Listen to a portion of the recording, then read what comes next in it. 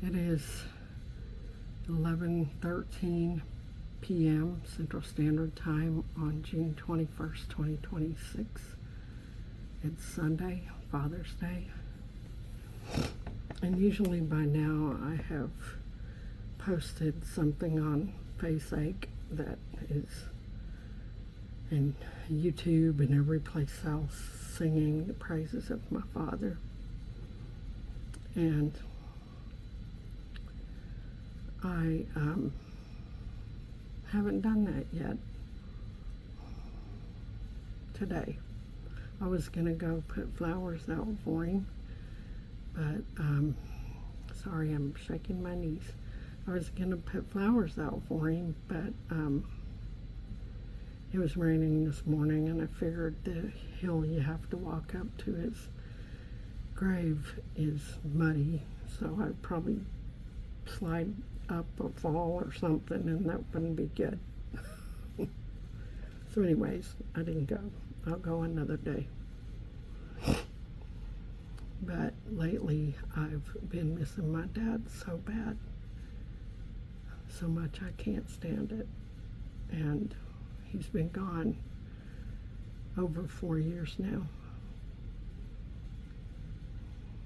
and I really wish he was here.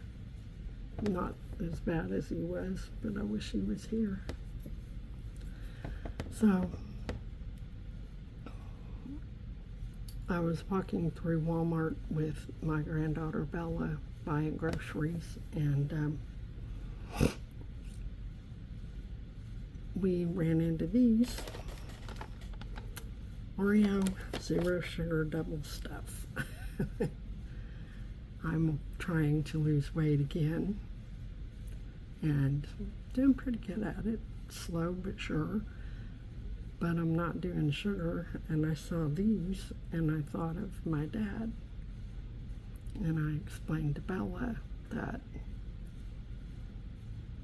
the last time my dad and I ate anything together, it was Oreos and milk, and he was in the hospital. He went in the hospital on November 4th and passed away on February 11th, 2022. So he was in the hospital more than he was out for that time. And a couple of days before he completely lost his voice because he had an infection in the hardware in his neck, he had a really grovelly voice. He couldn't talk good, but he tried. And I called him and asked him what he wanted to eat. I'd eat anything with him because he wasn't eating good. And he said, "I just want Oreos and milk." Well, I would have turned heaven and earth to find Oreos and milk. So I sat with him and watched a movie, and we ate Oreos and milk. And I sat next to his bedside, and after he ate his cookies, he just sat there, and all he wanted to do was hold my hand and watch a movie.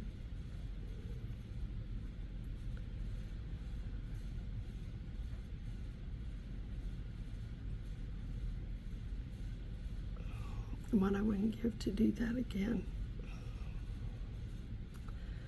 Well, look, I know I don't look good. I don't have any filters on or anything. I'm not anything. I'm just me. And me is kind of... I'm a mess right now. This is me. If you don't like me, don't look. Scroll on. Keep moving.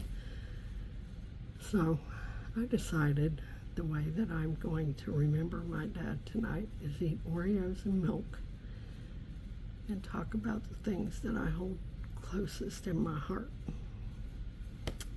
So I'm going to justify it by eating candy ones. Ooh, they're in packages of 2. So eating sugar-free ones. Anyways,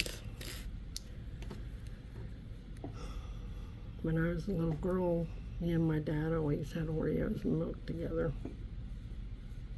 Everything else could be terrible, but we would eat Oreos and milk. So, how fitting was it that I ate Oreos and milk with him? That was the last thing.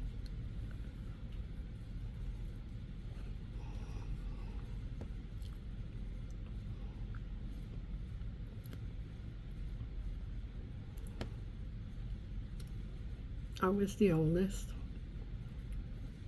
I remember a story. My mom and dad got pregnant with me before they were married. And at that time, it was like a horrible thing to happen. And you were supposed to ship the pregnant girl away and adopt the baby out at some Salvation Army thing. And my dad and mom refused to do that. And they went to tell my grandma, who was outside watering the flowers. And she grabbed the garden hose and started hitting my mom, and my dad stepped in between them.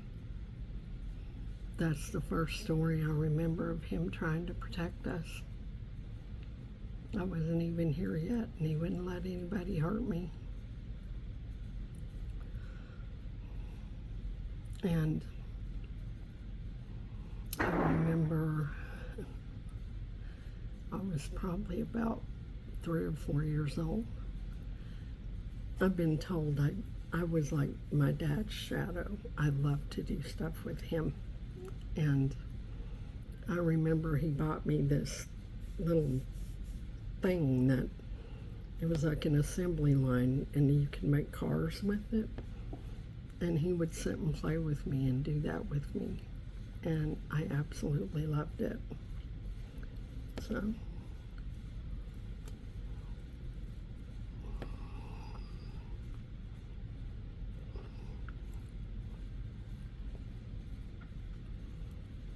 and I remember my daddy-daughter date with him.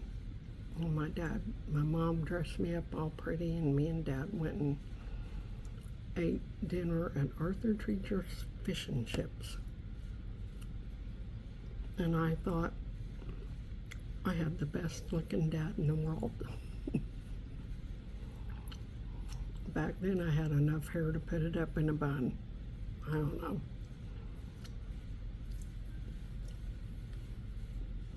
But I tried to look pretty for him, and I adored him. I was probably about 9 or 10 then. And then adolescence hit. And I was hell on wheels. And I'm a recovering alcoholic, and I had already started drinking, and no one knew. And I don't know how we made it through my adolescence and my young adulthood, because I was crazy. And my dad, me and him had a rough time. And there was a period of time I didn't talk to him for a long time. When I was 23, on July 5th, 1986, I called and asked my dad. I was asking my parents to help me because I wanted to go to rehab. And my mother hung up on me, and something told me to call right back. And this was before we had cell phones. And my dad answered the phone on the first ring, and he said, "I got the kids, my 2 kids, his grandkids. You go to treatment. You do whatever you need to do to take care of yourself and get well." And he took care of the kids. And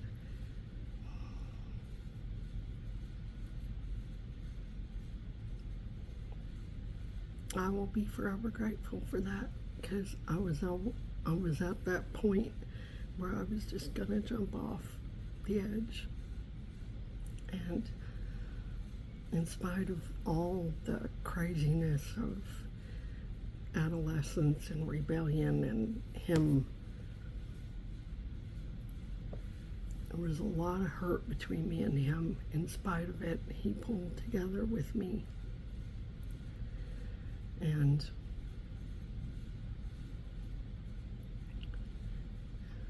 we had a lot of things to overcome and heal from.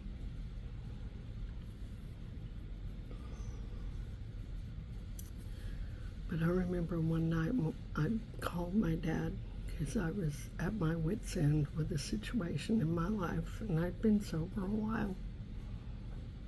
And I hadn't talked to him in a while again. And he told me, Andrea, a day doesn't go by that I don't think about all the mistakes I made with you. And if you will just give me a chance, I can try every day to make it better. And we started from there. And I look at that time in my life with him, and then I look at the end when I held his hand when he passed.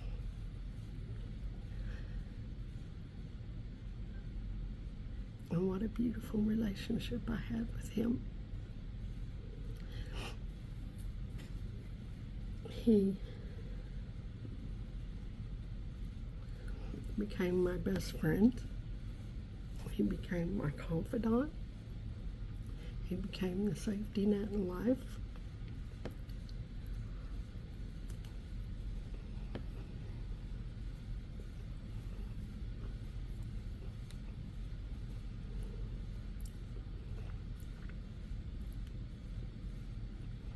And there are days 64-year-old Andrea feels lost without her daddy. And I don't know if that will ever change. I know he's with the Lord. I know he's in a better place. But there are days I just wish he was here.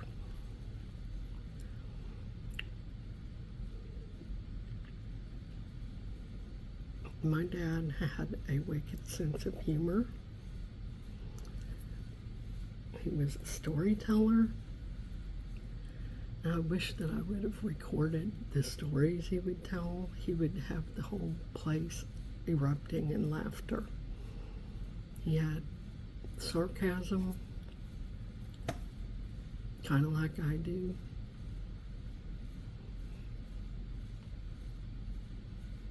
And everybody knew him, and everybody loved him. He wasn't perfect. He'd tell you that he wasn't doing everything right, but that he was doing the best he could. And my dad was the one that was always there for the underdog, the one that society had forgotten about or given up on.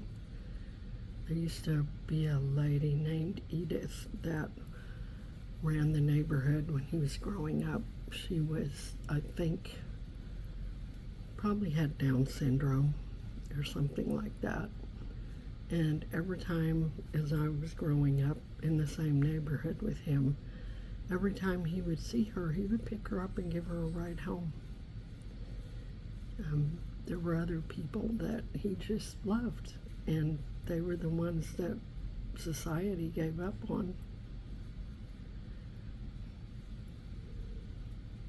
He worked for the railroad. He was an electrician. He was very intelligent.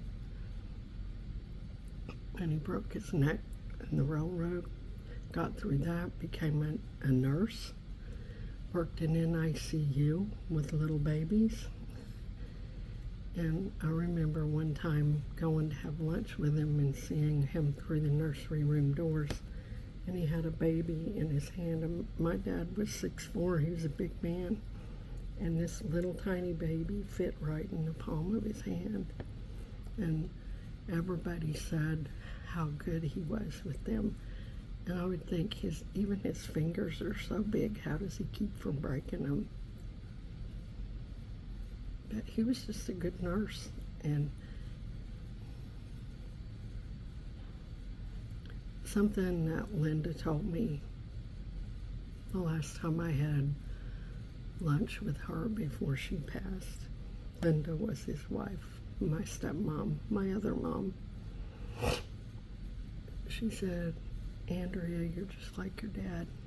You always land on your feet, and I don't worry about you. And my dad always did. He always found a way to work through any problem we had. And I am so grateful for that. And I can't tell you that I will ever stop grieving, because I don't think I will.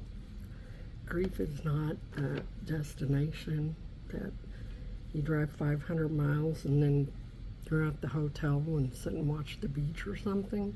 It's not a destination. It's a journey. It's just like sobriety. It's not a destination. It's a journey, one day at a time.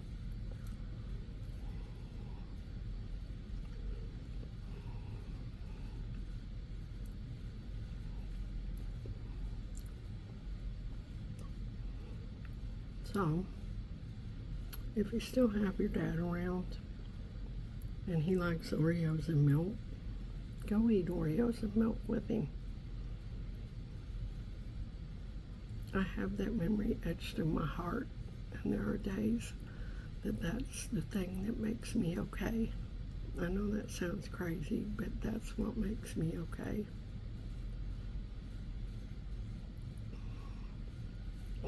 I am so blessed.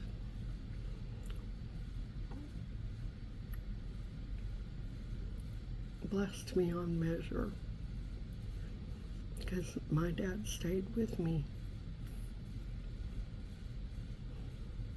He never rejected me. I know a lot of people are trying to find their dad because they got adopted out somewhere. So I'm very grateful. Elmer Tadpole Jr. I put on his headstone, Mighty Cherokee, loved by all, because he was and still is.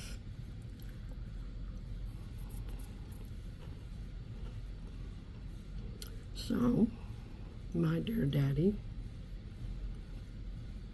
I am not very good at videos. I'm not very good at saying what I want to say. I know you understand.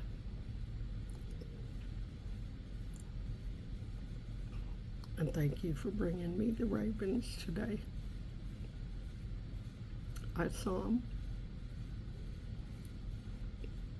I love you so much. I'll see you on the other side.